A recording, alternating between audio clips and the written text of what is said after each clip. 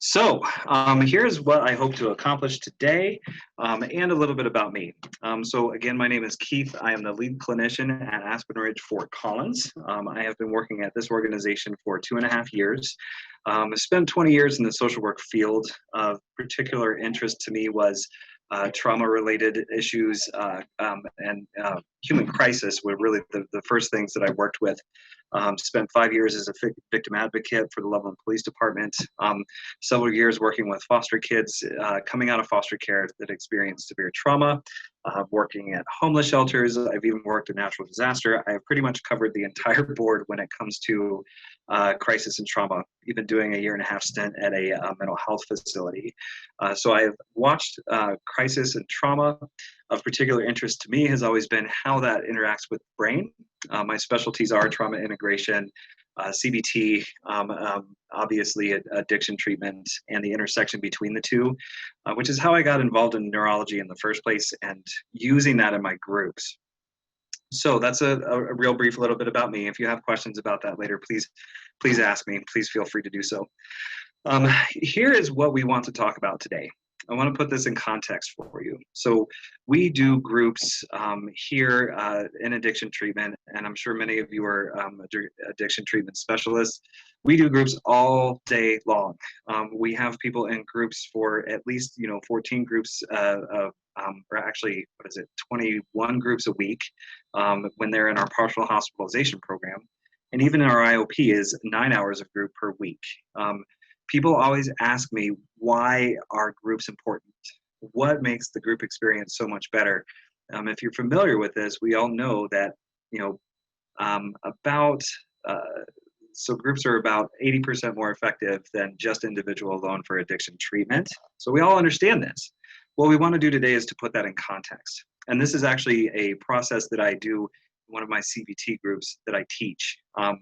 And it's psychoeducation. So we go over a lot of different techniques and different ways of looking at things.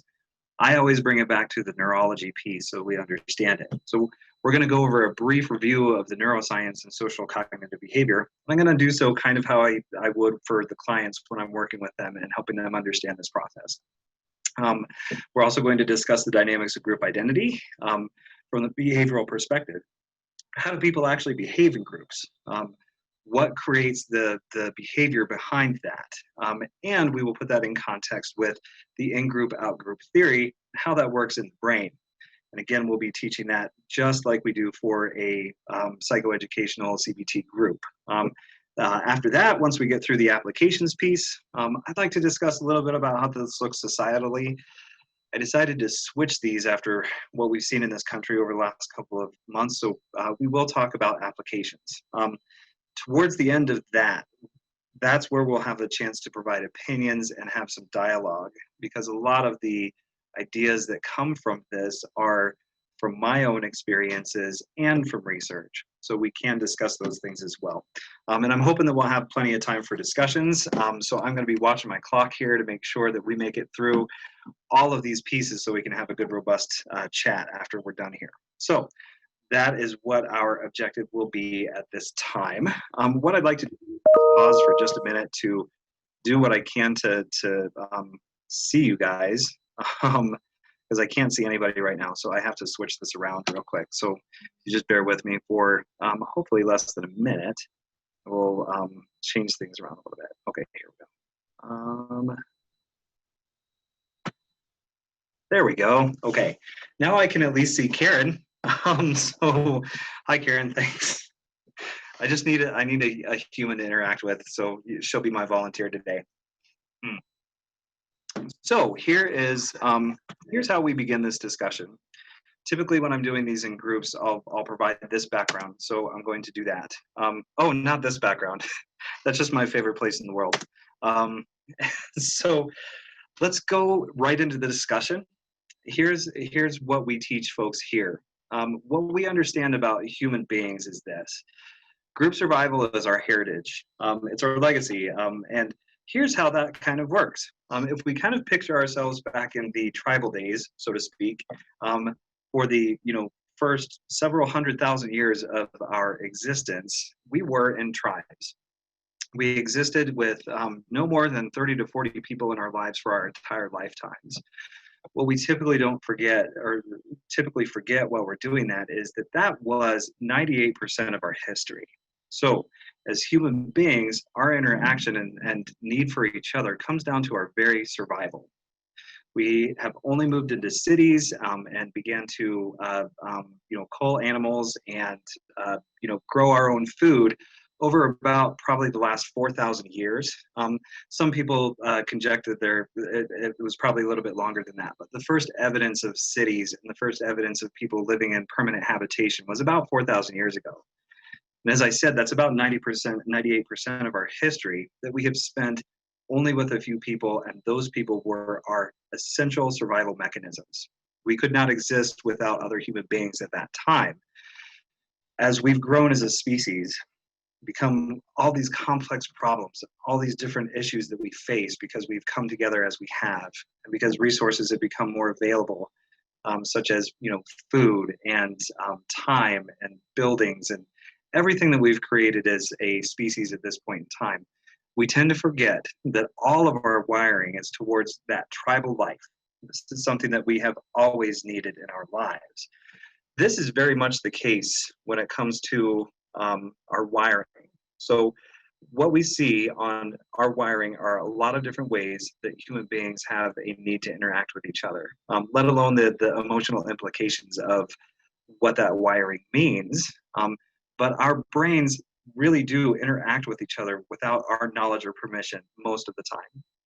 When we are discussing human behavior, we always isolate that human behavior and talk about what that individual is going through. But every brain is designed to communicate with other brains.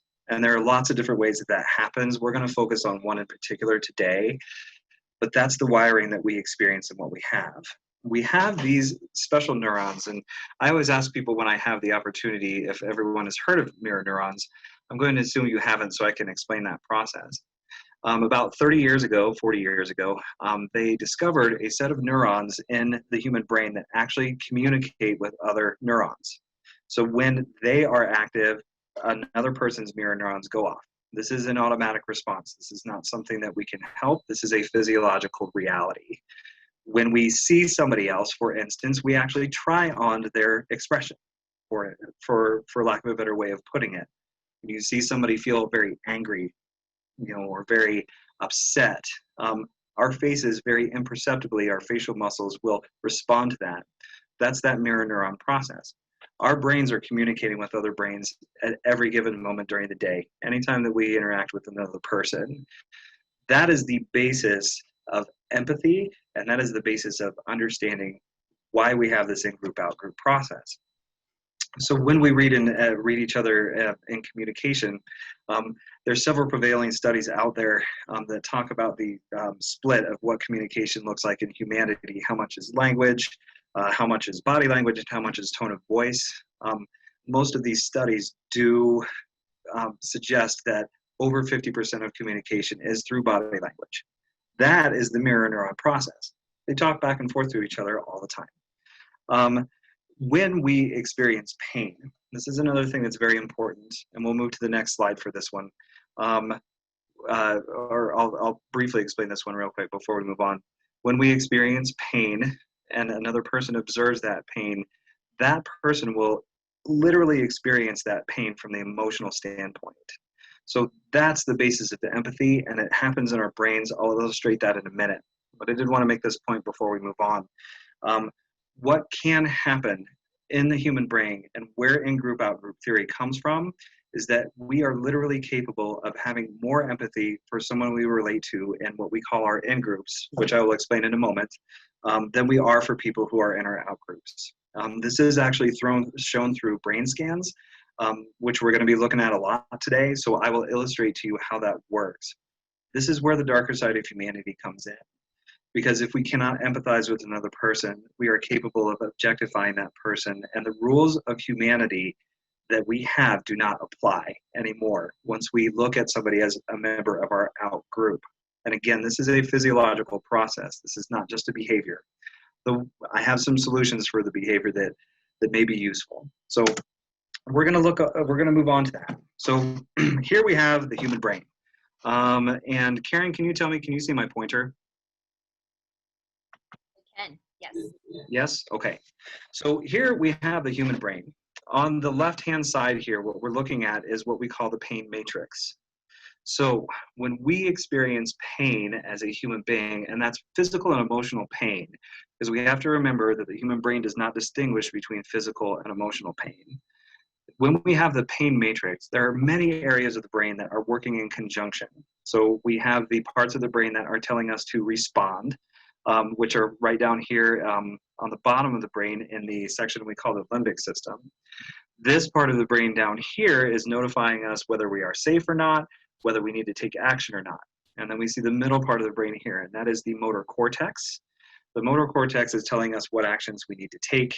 And then the problem-solving part of our brain, which is called the medial prefrontal cortex, we actually experience as, how are we going to solve this problem? They all work in conjunction. They all work together to help us solve a problem of if we are in pain or not in pain and what we do with it. That's what happens in a human brain when they experience pain. On the right-hand side, we have another illustration, and this is just the CT scan with the, as you are familiar, the areas of the brain that are the hottest, so to speak, are the ones that are active. This is another example of that. When we watch another person in pain, the physical process of empathy is illustrated on the right-hand side. That side of the process over there is when we are watching somebody else in pain. So as you can see, this part of the brain and this part of the brain are active whether we are experiencing it or whether we're watching it. That's a physical reality. And this can be seen if you've ever watched, these days fail videos or, somebody doing something silly on the internet and you watch them hurt themselves. We actually have a physical reaction towards that. That happens with every person that we see, particularly if we can identify with that person according to what we feel our groups are. This is the basis of empathy, and that's how it works. Trying on facial expressions, observing pain. How we respond to that as human beings is our responsibility. That's where our individual opportunity comes in. But the truth is, human being or, any kind of human being, really any kind of animal, we experience that empathy process. So that's how that piece works in conjunction with this. Now, when we talk about mirror neurons a little bit more specifically, we've talked about the facial recognition, trying on other people's facial expressions. Mirror neurons have a lot of other uses. Learning, they've discovered that the reason that we were able to proliferate, for instance, fire all the way across the human population was our ability to learn within one generation. For instance, of that is that a group of wolves will have several generations while they will be in the same territory. They will teach their young that, but they will not be able to teach them exactly where the dangers are and what the problems are within that territory. Whereas a human being can share that information instantly through the use of mirror neurons. So that is another piece that is very useful in this. The other thing that is important about mirror neurons is that we are more able to ask for help when we diagnose other people as human beings. So if we relate to them, we can look at them and we can say, okay, you have the facial features, you have the general shape of a human, and I identify with you, the ability to ask for help becomes easier.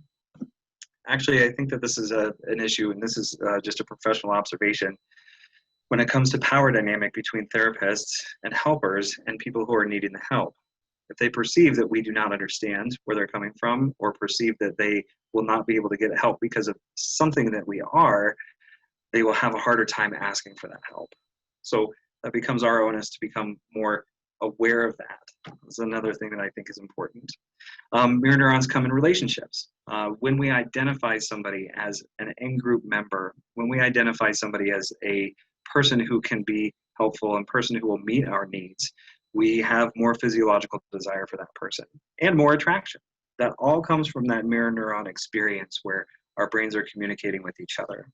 And again, empathy. Empathy occurs in conjunction with that pain matrix, which we already explained. So as we are going through this, let me check our time here, make sure we're doing good. Keith, can you hear me? It seems as though there may be two boxes on the right-hand side and on the bottom that are kind of blocking the PowerPoint a little bit. I think it's being shared my video on the camera. So maybe we can remove that. It will fix it. You got it. Does that work? Yeah, that got rid of. Yeah, I think that's good. Okay. All right. Thank you. No problem. So here's the crux of in-group theory. How do we diagnose somebody properly as a human being? I know that sounds very technical, but that's literally what our brains are doing. From the time that we look at a person, we are working out the details, and this is all subconscious. This all happens outside of our conscious realm. We are literally working out several details about them. The very first thing that our brains do when we come across another human being is we look for that physiological recognition.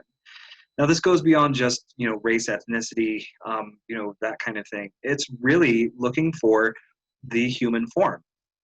Do we have arms? Are we walking on two legs? Do we have facial features that are recognizable, such as ears and nose and mouth? It's really that simple that our brains will look for that when we look for other human beings, whether it's for help or just to understand, why somebody is there, so on and so forth. That is the very first thing that we do. And the second thing we do is to look to communicate. If you have ever met somebody who speaks another language and you're not sure, most of us are very aware and almost self-conscious in a lot of ways when we approach communication and we are asking what language they might speak or if we're able to talk at all. Also, if you've noticed this before and met somebody who speaks another language that you do not speak, you can determine quite a bit off of somebody's body language. So we always look for body language as well, and that looks like movement, motion, familiarity. Are they moving like a human being? That's the way we start. Very simple process. But then it gets really complicated. And actually, there's a lot of theories on what the human brain looks for next when it comes to saying, are you a person I can trust? Are you safe? Are you somebody that I can work with? Are we a good team? Are we trustworthy? All of those things really come down to a lot of different factors, and nobody really understands the order in which the brain actually looks. We think about it to ourselves. I think, to be honest with you, every human being does it a little bit differently. So that's something that we get to. But this is where labels come in, because labels are something that our brains also do automatically. Now, do we have control over our view on those labels? Absolutely. But the neurological concept of labels is to determine what level a person can be trusted, what level a person can be considered safe. That's where those come in. And when I talk about labels, we're talking about culture, religion, politics, subtle physiological differences, any parts on a person who are working differently than our own. We're talking about gender, communication style, hobbies, interests, the essential reasons behind exclusion and oppression. And I didn't write this one down, but ethnicity is one that is very big that people identify with. All our brains are trying to do in those cases are sort out who is part of our in-group and who is part of our out-group. Once we diagnose a person as human, we will go down our own list of criteria to determine that. This is where we can run into some big problems, or a place where we can learn to change. So this is the basis of that. In my professional opinion, as I've watched this process play out with so many people over the years, the issue that we really look for and we're really trying to identify is safety. Who is a safe person versus who is not? And to be honest, we have to have some really quick ways of diagnosing that, because most of the time we have to figure out who's safe and who's not very quickly. As we've experienced as professionals or, just living our lives, we can tell that we feel a certain way about other people right off the bat. Remind us of somebody, whether they have been, whether we've had poor experiences with that person. But I really believe that what we're trying to work out is whether or not another person is safe. So that's the basis of how we determine our in groups. Do we identify with them from the religious perspective? Do we identify them with them from the political perspective? Are they an ethnicity that I'm familiar with? So on and so forth. Again, all behind the scenes. I want to take just a second before I move on and kind of explain the behind the scene thing. One thing I always explain to clients when I'm going through this is very important to remember is that our brain pulls tricks on us all the time in order for us to hear and experience things and have outward experiences simultaneously. The most important example that I can provide for that is between light and sound. As we know, light and sound travel at different speeds. And when we are right in front of a person, or less than 1,000 feet away from them, so to speak, those sounds and sights come to us at the same time, despite how fast they travel. Our brains trick us into believing that we are actually looking at light and hearing sound at the exact same time when we're in close proximity. That's the same thing as these types of characteristics and the way we diagnose humanity. We do this on the subconscious level. And our brains do that on purpose. It's like a bookmark, basically. Help us remember who's safe and who's not. That's the bottom line there. So, moving through, again, here's a reality that most people don't realize. With the exception of some parts of the population, and this is part that always gets talked about quite a bit when I'm doing this group for clients. We are fundamentally not wired to kill another human. We are wired to compete with other humans. We are wired to work together with them in some ways. Our fundamental nature is to not kill other people. If we diagnose them correctly as a person, then our ability to naturally hurt somebody in that respect does not exist. However, when we are working with our out group, so up to this point, we've talked about how to diagnose somebody as someone who is in our in group. If we diagnose somebody as our out group, some very frightening things can happen. And this is just a reality of humanity. So we're just going to be real honest about this. So when we see another human, another individual who we diagnose as human, and they are in pain, we will literally feel their pain. As illustrated in this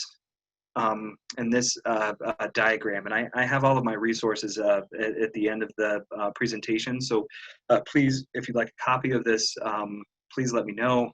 Please put that in the chat. I would most certainly appreciate that. However, when we fail to diagnose another human as a person, and rather as a member of our outgroups, the empathy response can virtually be non-existent. Here we see brains. In this particular study, what they had people do in their CT scans was to view somebody who they felt was a member of their in-group, a leader of their in-group, who is providing an inspirational speech. So they provide the inspirational speech, and lo and behold, in group A, the inspirational speech is seen with empathy and a call to action. So we understand that empathy. When we look at a human brain with someone who is diagnosed as someone who is on their out group, we see a lack of empathy. We see almost a complete lack of activity in general. That brain has looked at that person and said, their opinions don't matter as much as my in-groups, therefore it's invalidated.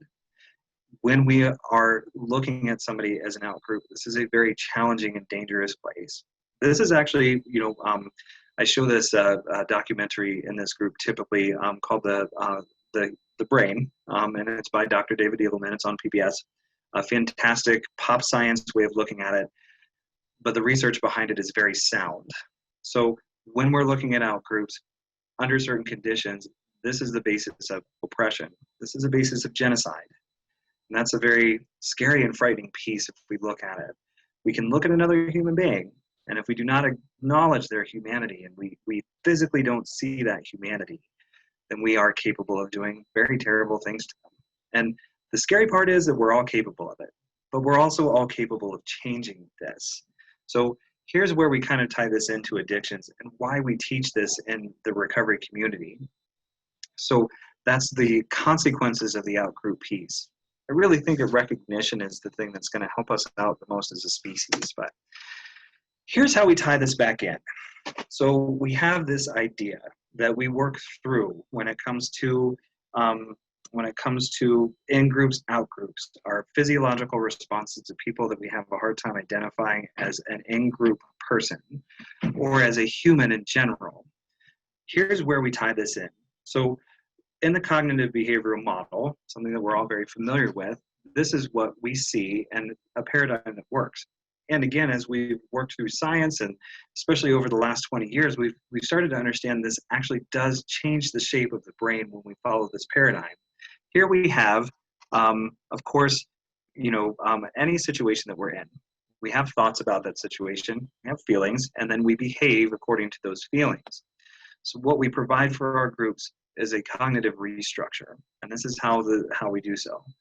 First of all, we have to acknowledge that thoughts are a physiological process. Thoughts are something that we literally have electrons running from one part of our brain to another, providing our basis of thought. Those thoughts come from experiences. They come from understandings of the world, and they also can come from some neurochemical transmitters that need some help. So, through some medication or something along those lines. So the first step that we recommend to start really examining in-group, out-group theory, recognizing the effects of a thought patterns on feelings and naming the resulting behavior. In that respect, the example would be, if you see somebody from an out-group, what feelings does that provide to you? What kind of emotions do you have behind that? And then, how do you act towards that person or act towards yourself? We recognize the roots of the thoughts, the experiences, our own behaviors, others' behaviors, and safety. What kind of things have out-groups, have you perceived wrongs by them? Or, have you actually been hurt by somebody who is? For instance, somebody who has been assaulted sexually, that is something where, is trust ever going to exist again? Analyzing the thought process and identifying errors in the thinking. That's what we're really asking people to do. And on the next slide, I'm going to illustrate how we do that for the addiction recovery process. And then really thinking about, and this is something I challenge all of you to do who are listening today, really considering who your in-groups are, who are your out-groups, and what's the difference between the two, acknowledging ourselves in some ways. This is where we start to get into understanding and acknowledging privilege and implicit bias as a physiological process. Breaking down that barrier can change. The human brain is so malleable when it comes to change. Neuroplasticity is our friend in the counseling business. So then we ask people to practice new thoughts and behaviors. This is the way it goes with any process in CBT, trauma integration, mindfulness, all of the major techniques and best practices we have today. So that's what we're asking for. So let's think about this, okay? This is a group practice that I provide for people. And I use a different group of people all the time. This one was just a convenient example. We want to observe the group of people that we're seeing here.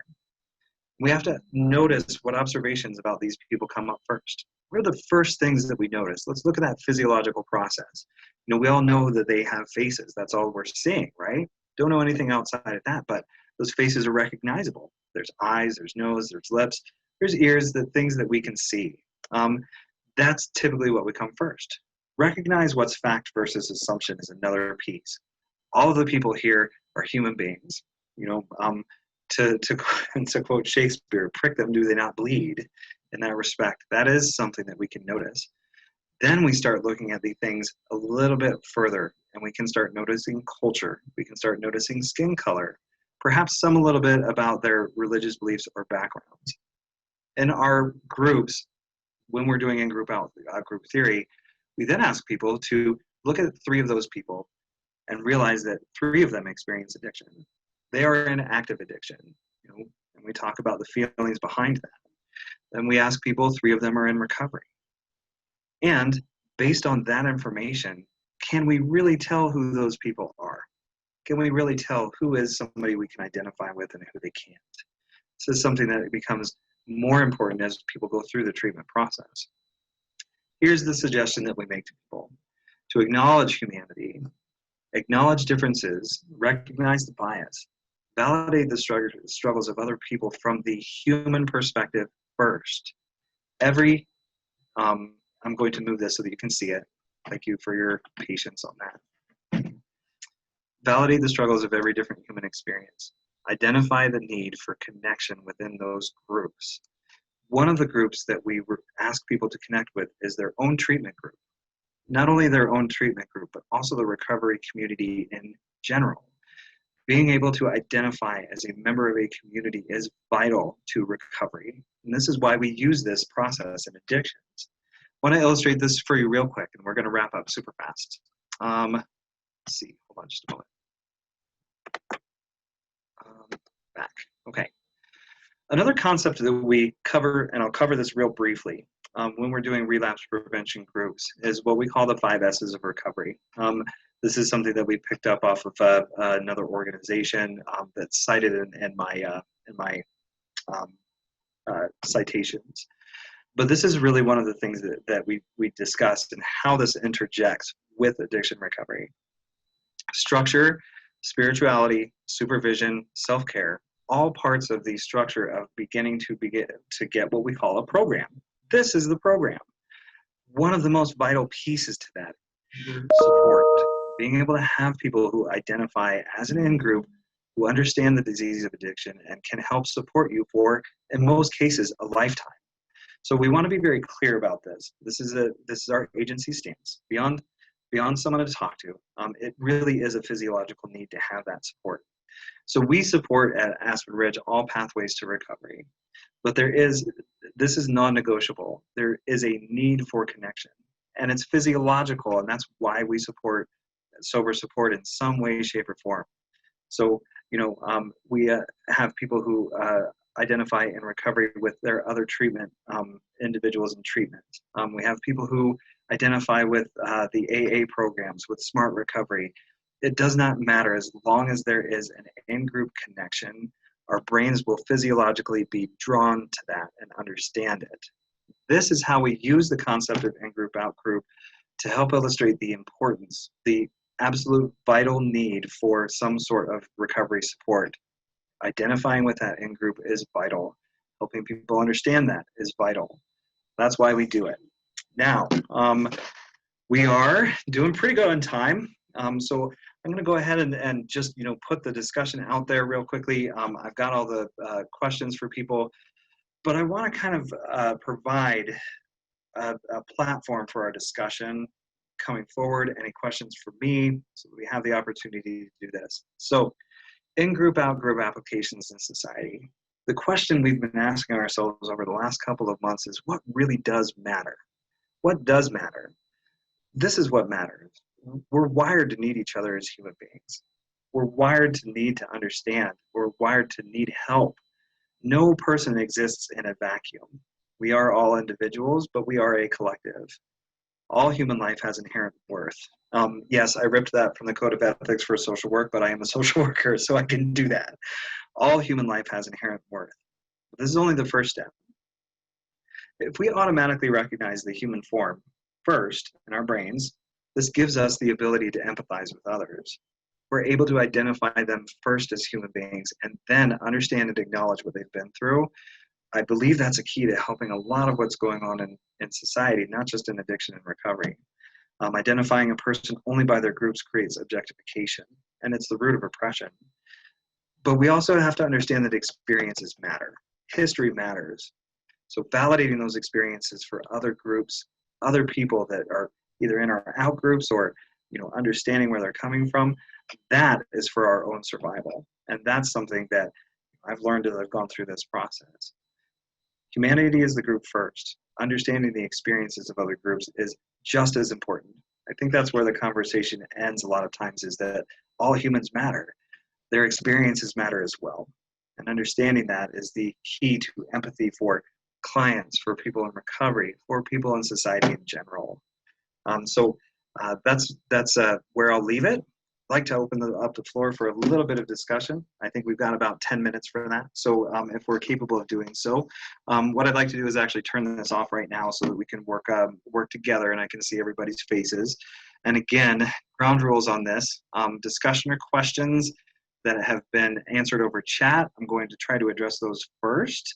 But then if you do have a question or would like to speak, please mute or unmute yourself, and then mute back when other people are speaking, just so that we can have noise reduction. So I'd certainly appreciate that.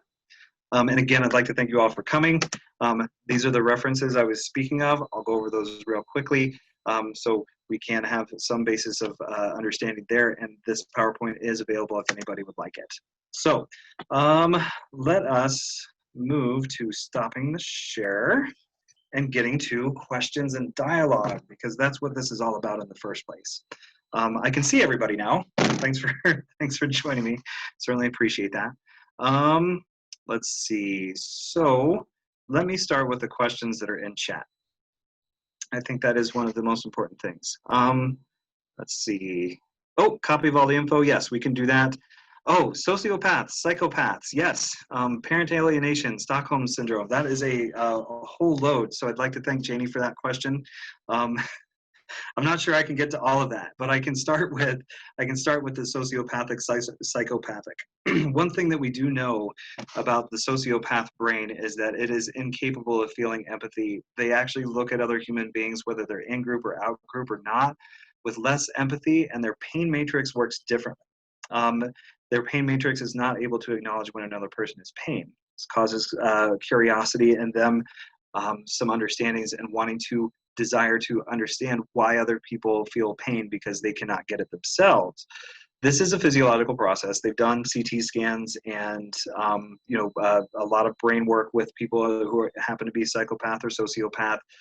They have a lot of documentation about this, so that there's a lot of great research out there. You can pursue it pretty easily. But what I do know is that that is approximately less than 1% of the population who actually experiences that physiological difference. So that is something that can occur, but the number of people who actually do that are very few. To illustrate that, between parent alienation and Stockholm syndrome, when people have that relational experience with an oppressor or somebody who has been abusive, for instance, a lot of that is identifying the need for acknowledgement, need for validation from that particular population, which can actually increase the amount of in-group experience for them and increase the amount of empathy for them. This does not necessarily mean there is something wrong with that person. It simply means that is the desire behind that. So I try to make that quick. So I hope that answers the question. I don't see Janie anywhere. Who is Janie? Well, there you are. Janie, does that kind of answer your question? Can you unmute yourself? Yes. Yeah, I just have been around some people that are dealing with parent alienation, Stockholm syndrome, and then trying to figure out, is the other parent, have they been just so traumatized in their childhood, which I do know has happened, and is that why they don't seem to have empathy or compassion or understanding? They're just in this tug of war and they don't really care what's happening to the children. Yeah, you know that's a lot. No, and trauma does affect the way that we look at our in-group, out-group experience, and it does have a way of affecting that. We're still learning a lot about that and how that works, but again, looking at some of this latest research, that's the suggestion that they have. So that was a great question. PowerPoint, yes, I can give you a PowerPoint. Thank you for that. Narcissists, to be honest with you, I have not looked at the connection between narcissism and in-group, out-group. That would be something I'd be interested in looking at, but that was not a body of research that I've looked at. So thank you for that question. Certainly ask that. So those are the end of the chats I got in Zoom. What other questions are out there? Anybody cares to report or even comment on anything that we've talked about to this point?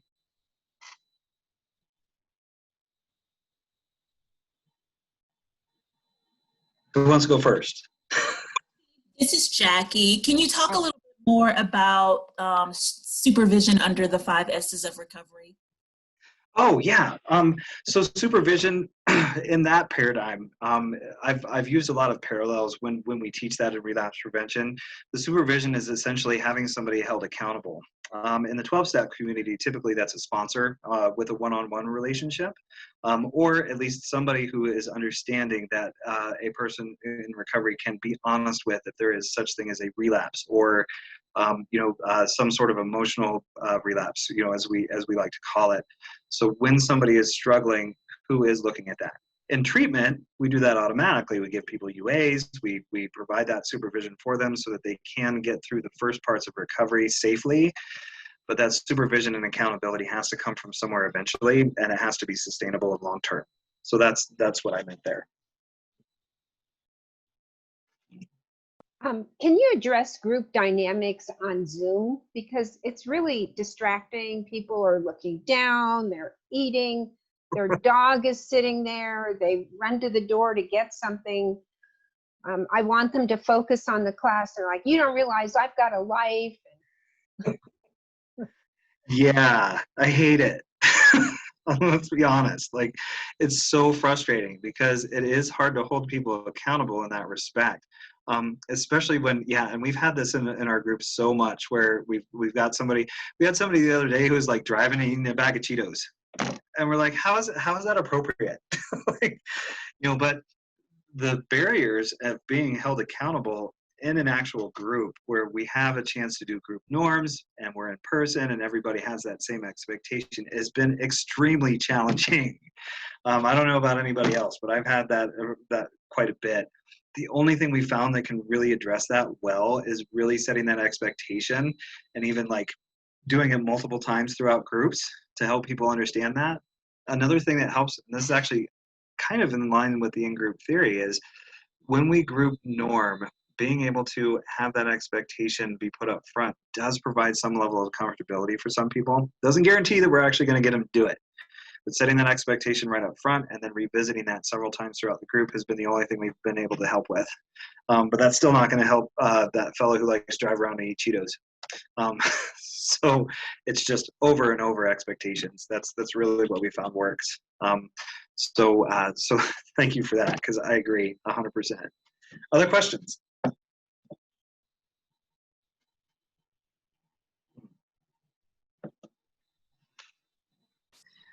Well, I can just keep going. What about people that don't have a camera, and because they see other people that don't have a camera, then, or somebody said they were having a bad hair day, and like, I mean, can I just request that of a group of 12 people that everybody has their camera on and somebody has internet that doesn't work or their screen is cracked, and what do you do about that?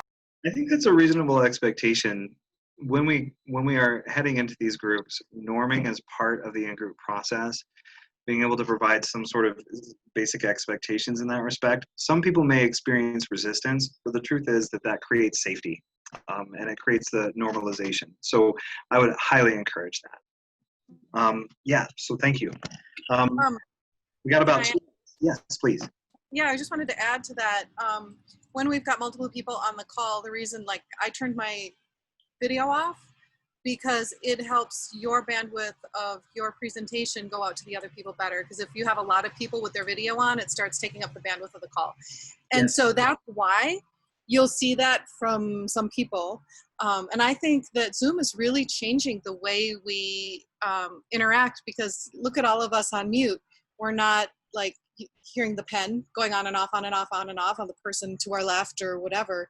But then the person that wants to go on and on and on and on and on, they might get interrupted, and all of a sudden the little yellow bar goes to somebody else that's talking and they can't talk anymore. So I think it's teaching different behaviors for us as a whole, the more we're on Zoom. I've learned that this is something that could be a useful tool. My resistance has been a challenge, but getting through it has been something that I have worked through, and I agree with you. There are some things that's helping us kind of learn about what human behavior can do in all environments. So I agree with that for sure. I also think some of us are a little challenged technologically. So like, I couldn't figure out how to make my picture so everyone could see it. So yeah. Well, this all happened really fast for us. Adjustment is not an easy thing. So I have a quick question just at the end here. But any other suggestions for helping people expand their views as we're working? I see that the comment or the question after mine was, how do we start implementing the racial issues that we're experiencing right now? So just like, so I'm trying to figure out, I love this. I use this in my own work. I use mirror neurons with couples counseling, and communication, but like just thinking about just the world in general with racial issues, as well as my individual clients. I don't know, any any tips about expanding that view that we could do subliminally with people? You know, Change. thank you. If I had a magic wand and could, help people understand all of this, I would absolutely do it. I don't know if there's a perfect answer. What I do know is this: is that acknowledging ourselves and the groups to which we belong, I think, is a big step to that, and understanding that we've come by that honest. We've come by it through our own experiences. But then the next level is educating people on what that experience is like for others. And I do believe that understanding that if we really identify someone as a human first, then build the construct behind that, that's going to go a long ways for us. And I don't think a lot of people are really familiar with this research and understanding that this really is something that becomes a physiological process. And it's behind all of the worst things that humanity's ever done to each other. If we acknowledge people's humanity first, it provides our ability to have that empathy from the physiological standpoint.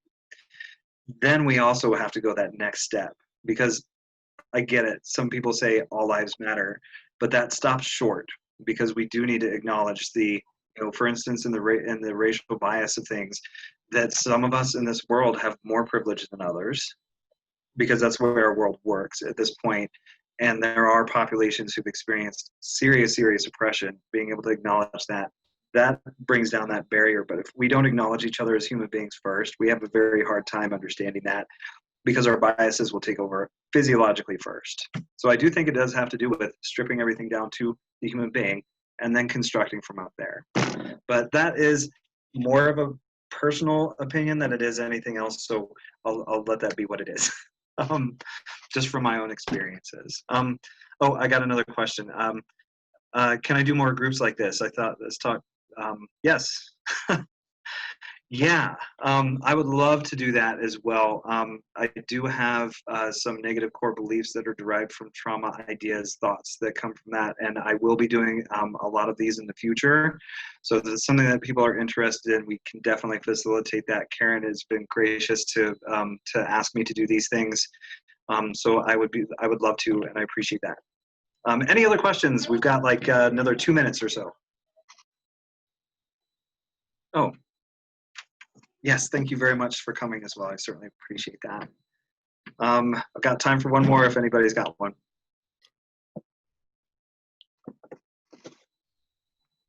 Well, I don't think anyone does, but I'd like to say that this was super interesting to me, because it just makes so much sense, especially in the recovery community. I think that people that have, like, as addicts and alcoholics, I feel like they always feel left out.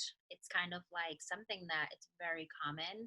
I hear a lot of people say, like, I felt like, when I finally was able to go to a meeting or to, be around people that were like me, they felt accepted and they felt like they were part of a group. And then I think that you touched on this really awesome point of, like, first you need to feel like you're in a group, like you're part of something, and then you can expand from there, right? That's what it sounds like. And then you can kind of make your group a little bit bigger and a little bit bigger, but safety is like number one. So I loved it, Keith. Thank you so much. It was awesome. I appreciate it. I really appreciate everybody's time. And if you have any questions, please, you can email Karen or myself. I'm going to be emailing that PowerPoint to her here shortly. And then I'm always open to dialogue about, anything that comes with recovery or working in this field. So love to answer any questions that anybody has after this. Thank you all for coming. I certainly appreciate it. Thank you. You all. Thanks, everyone. All right. Take care. Bye.